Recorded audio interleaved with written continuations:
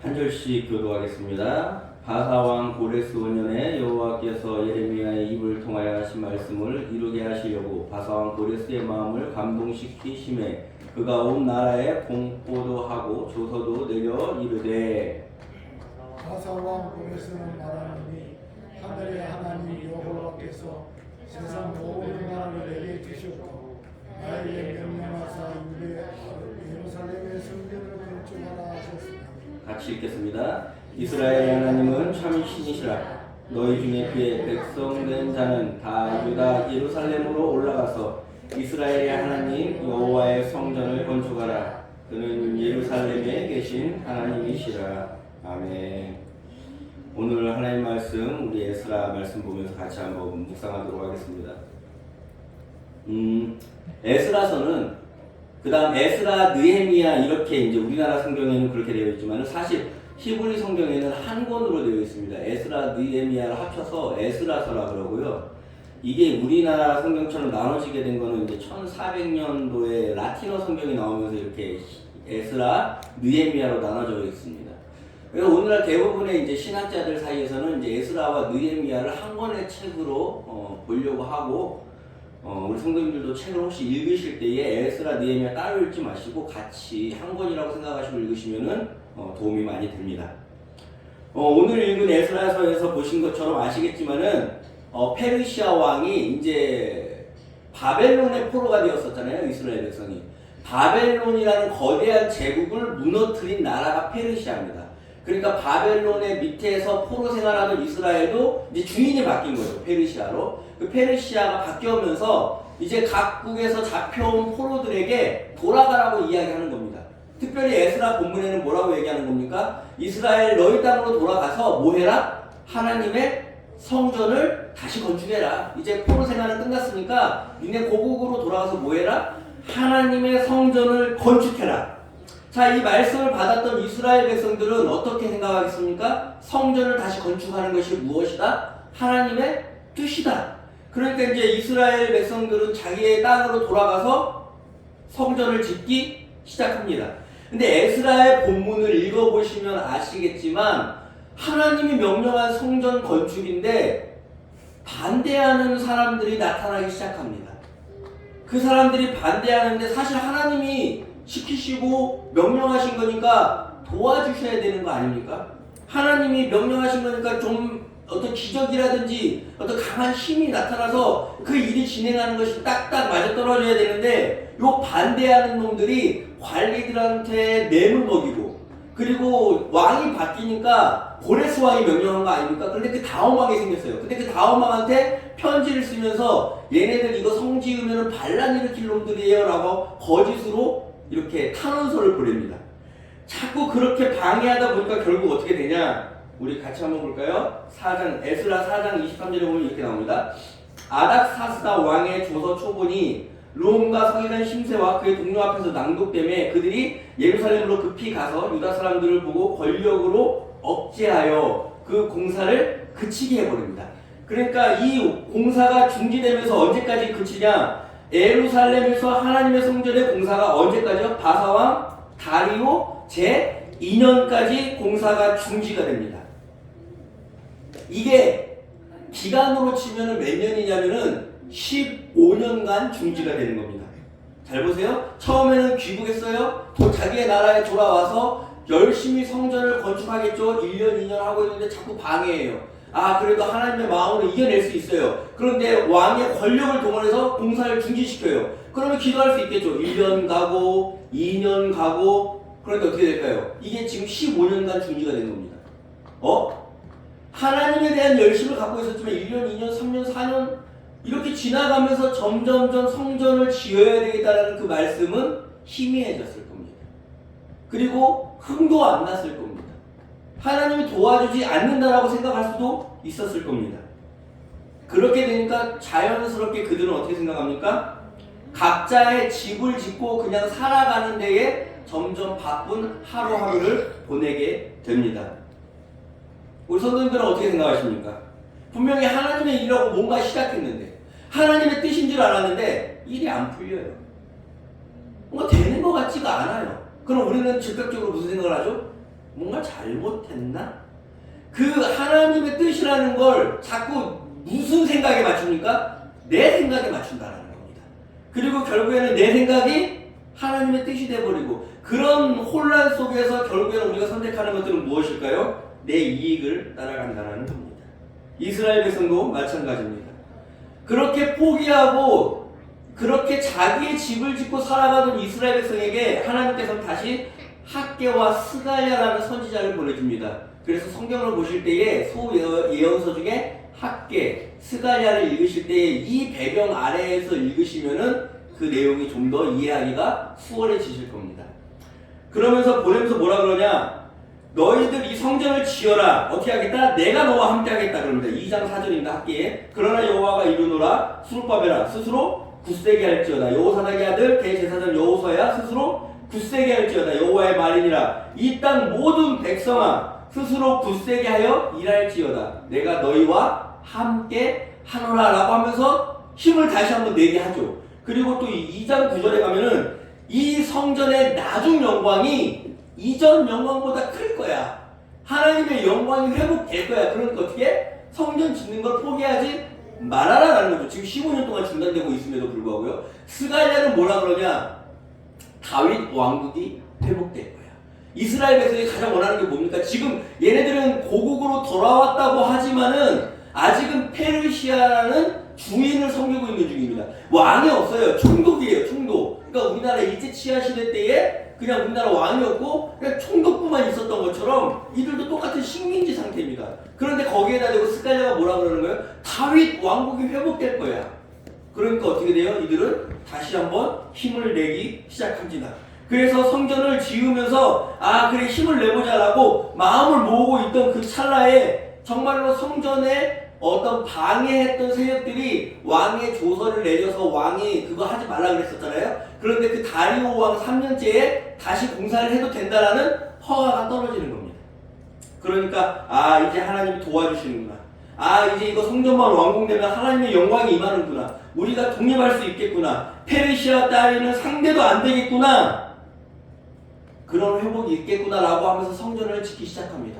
그리고 중요한 건 성전을 완공시킵니다.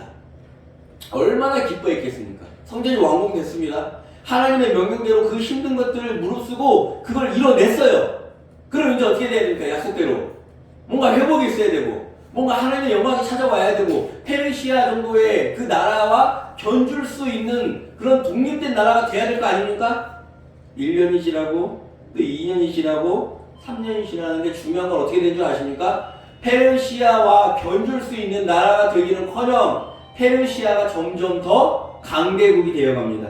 그 당시에 그 세계를 지배한 나라가 바로 페르시아입니다. 그러니까 또 어떻게 될까요? 신앙이 상실돼 버립니다. 예언자의 그 말씀들이 하나도 다시는 귀에 들리지 않습니다. 왜요? 이 영광이 올 거다.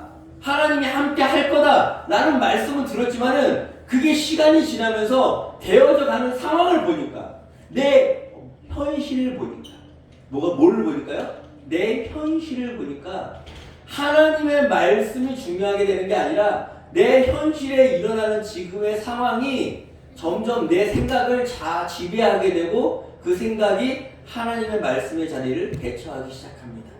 즉, 내 생각이 하나님의 말씀이 되어버립니다. 그러니까 열정도 식고 신앙도 식고 더 이상 왜 내가 이렇게 해야 되는지 이유도 찾지 못하게 됩니다. 그러면서 이 이스라엘 백성에게 나타난 현상이 무엇이냐? 그것이 잘 표현된 예언서가 말라기서입니다. 말라기서에 보면은 먼저 제사를 대충 드리고 예배를 드릴 때 제물을 드릴 때에 열심히 하지 않습니다. 만군의 여호와가 이르노라. 같이 한번 읽을까요? 너희가 또 말하기를 이 일이 얼마나 번거로운 거 하며 코웃음 치고 훔친 물건과 저는 것, 병든 것을 가져왔다. 너희가 이같이 봉헌물을 가져오니 내가 그것을 너희 손에서 받겠느냐. 어떻게 해요? 이제는 하나님에 대해서 최선을 다하지 않습니다. 왜요? 안 되니까. 다시 이방 신들이나 믿을까라고 마음을 동하게 되는 거죠. 왜요? 현실을 보니까. 이 현실 속에서 자꾸 내 마음이 들어가고 내 생각이 들어가니까 하나님의 말씀의 자리가 떠나게 되는 겁니다. 그리고 또 3장 5절에 보면 어떻게 됩니까? 내가 심판하러 너에게 임할 것이라 점치는 자에게와 간음하는 자에게와 거짓 맹세하는 자에게와 품꾼에 삭세대하여 억울하게 하며 과부와 고아를 압제하며 나그네를 억울하게 하며 나를 경외하지 않는 자들. 즉 지금 상황이 어떤 겁니까? 여호와의 지금 이것을 어긴다는 건 다 지금 신명기에 나오는 율법들 아닙니까? 하나님의 말씀들인데 점치는 것, 간음하는 것, 거짓 맹세하는 것, 품꾼의 삭을 속이는 것, 과부와 고아를 잘 돌보는 것, 나그네를 대접하는 것, 이것들을 지키고 있다 안 지키고 있다? 지키지 않죠. 왜요? 성전을 지었는데도 아무 변화가 없으니까. 내가 하나님께 이렇게 열심히 했는데도 현실은 그대로니까 하나님을 믿을 필요가 있다 없다? 없다라고 생각합니다. 이게 이들의 신앙이었고 솔직히 말해서 이게 오늘날 우리들의 신앙이기도 합니다. 처음에는 뭔가 열심히 해요.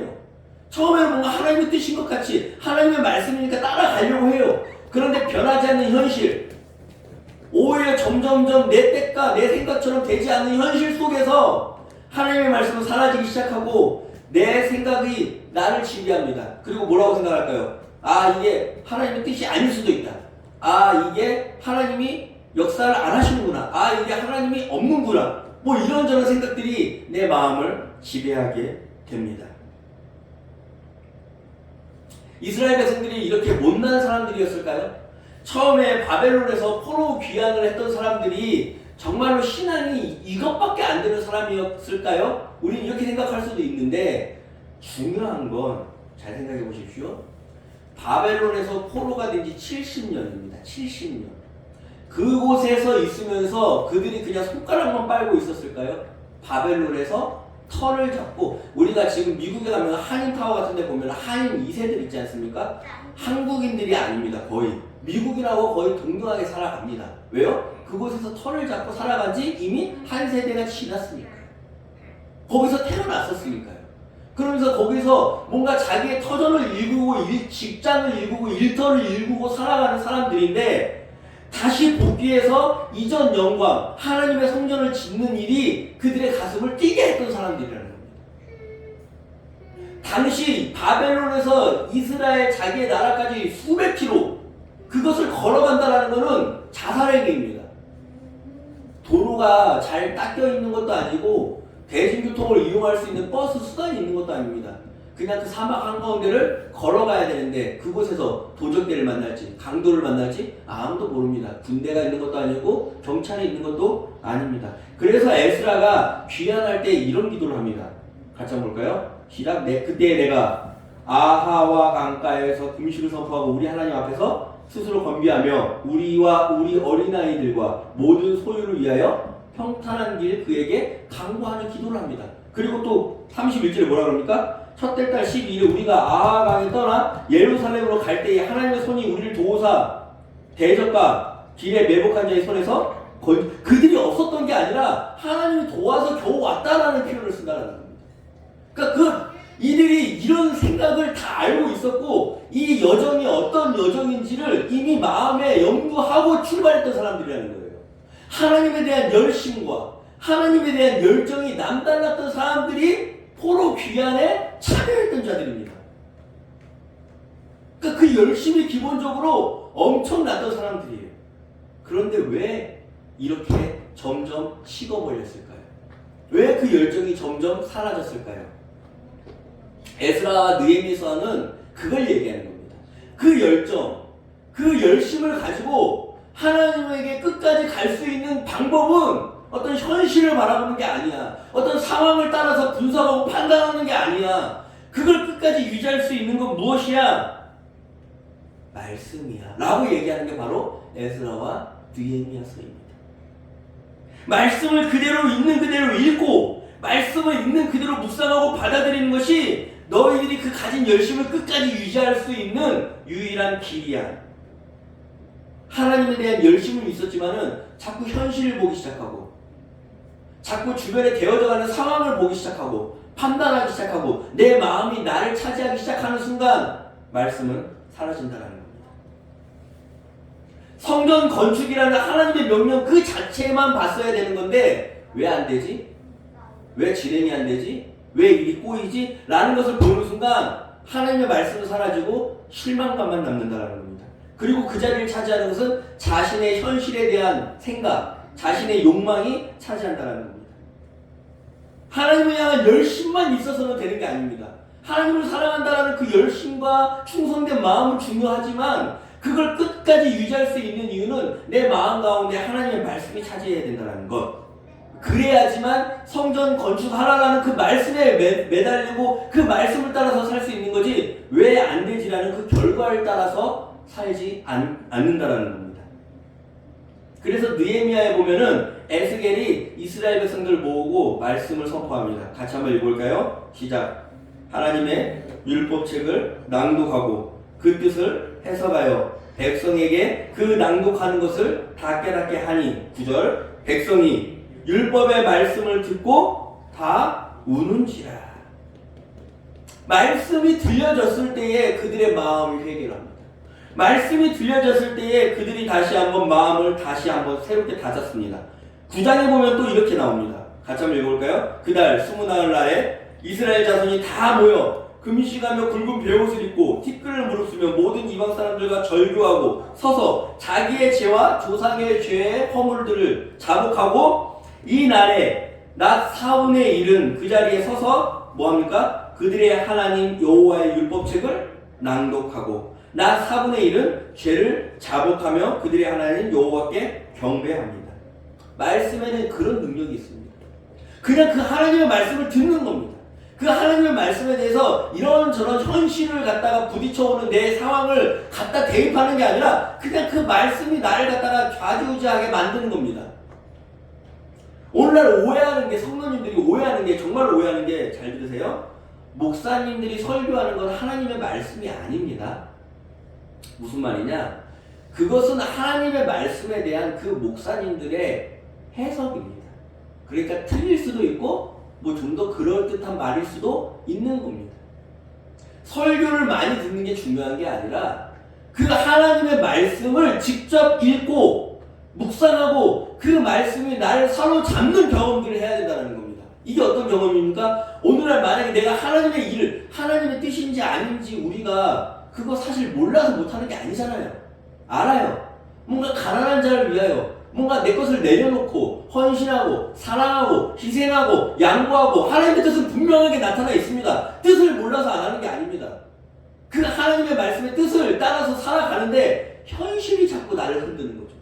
그 현실이 자꾸 뭔가 아닌 것 같고 그 현실이 뭔가 이건 손해보는 것 같고 뭔가 이렇게까지 사는데 하나님은 있는 듯 없는 듯 나한테 뭔가 은혜 주는 것 같지도 않고 이런 현실들을 자꾸 내 마음에 놔두면은 그 마음이 나를 따라서 인도해버립니다. 다른 곳으로. 근데 그 마음에 들어오게 놔두는 것이 아니라 그 마음 가운데 무엇이 들어오게 하라고요? 말씀이 나를 사로잡는 경험들을 하시라는 겁니다. 그냥 사랑하라는 그 말씀 때문에 사랑하는 겁니다. 그냥 섬기라는 그 말씀 때문에 섬기는 겁니다. 오늘날 되어져가는 상황이 나를 자극하는 게 아니라 그 말씀이 그렇게 명령하니까 가는 거라는 겁니다. 그때 우리는 말씀이 나를 인도하는 경험을 하게 될 줄로 믿습니다. 자꾸 그 말씀이 사라지니까 내 마음 가운데 그 말씀이 나를 지배하지 못하니까 내 욕심이 내가 오늘날 살아가는데 이 되어져가는 현실과 결과들이 그 말씀의 자리를 차지한다라는 겁니다. 저는 오늘날 한국교회 성도님들은 이런 바벨론에서 포로 귀환을 결심할 만큼의 열심이 있는 분들이라고 나는 믿습니다. 정말로 이렇게 열심히신 분들은 없습니다. 직장일도 다 하시고 피곤할 텐데 불구하고 모든 예배, 모든 기도에 또 교회가 모임이 좀 많습니까? 그 모임부터 시작해가지고 또 어떤 분들은 새벽 기도까지 하시고 빠지지 않고 또 교회 봉사 있다 그러면 거기까지 나가시고 이 열심들 있는 건 정말 저는 이건 엄청난 가능성이고 이걸 가지고 정말로 올바르게 사용된다 그러면 이 나라가 정말로 하나님의 나라가 되는데 큰 자산이 될 거라고 믿습니다. 그런데 중요한 건 이 열심을 가지고 어떻게 사용하느냐, 방향을 제대로 잡아야 되는데 그 방향을 설교를 따라가는 것이 아니라 오늘날 현실을 따라가는 게 아니라 오늘날 내가 이렇게 생각하고 저렇게 생각하고 이렇게 하면 성공을 주겠지, 저렇게 하면 승리하겠지, 이렇게 하면 영광을 얻겠지, 이런 걸로 좌지우지하는 게 아니라 그냥 여러분이 말씀을 읽고 묵상하시고 그 말씀이 나에게 명령하시는 대로 그냥 그 열심을 사용하시라는 겁니다. 설교도 하나님의 말씀이 아닐 때가 있습니다. 목사의 욕심이 투영될 수가 있고 목사의 개인적인 생각이 들어갈 수가 있습니다. 우리 성도님들이 직접 그 말씀을 읽으시면서 오늘날 에스라가 그 느헤미야와 함께 그 광장에서 뭐 합니까? 설교를 하는 게 아니라 그 하나님의 말씀을 낭독하는 겁니다. 낭독. 구약시대 때는 설교보다는 낭독이 오히려 하나님의 말씀이 있는 시간이었습니다. 그 말씀이 들려질 때에 그 율법에서 이렇게 행하라고 명령했을 때에 그들의 마음이 뜨거워지고 그들의 마음에 회개가 일어나고 그들의 마음 가운데 다시 한번 새로운 힘이 솟아나는 겁니다.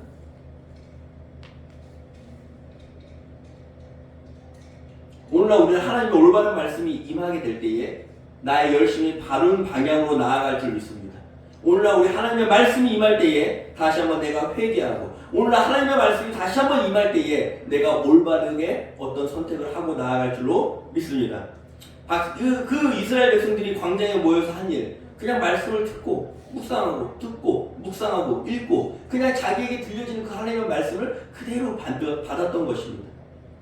여러분 귀에 들리는 단순히 좋은 소리들, 어떤 목사님의 설교들 그런 것들만 맹신하고 따라가지 마시고 궁극적으로 우리 성도님들이 읽고 듣고 한 그 하나님의 말씀대로 사로잡혀서 그 하나님의 열심을 이뤄내는 우리 성도님들이 되시기를 간절히 기도합니다. 오늘 우리가 들었던 그 하나님의 말씀을 정말로 스스로 우리 성도님들이 읽으면서 그 하나님의 말씀에 사로잡히게 되시는 우리 성도님들이 되시면 좋겠습니다. 우리 같이 한번 기도하시겠습니다.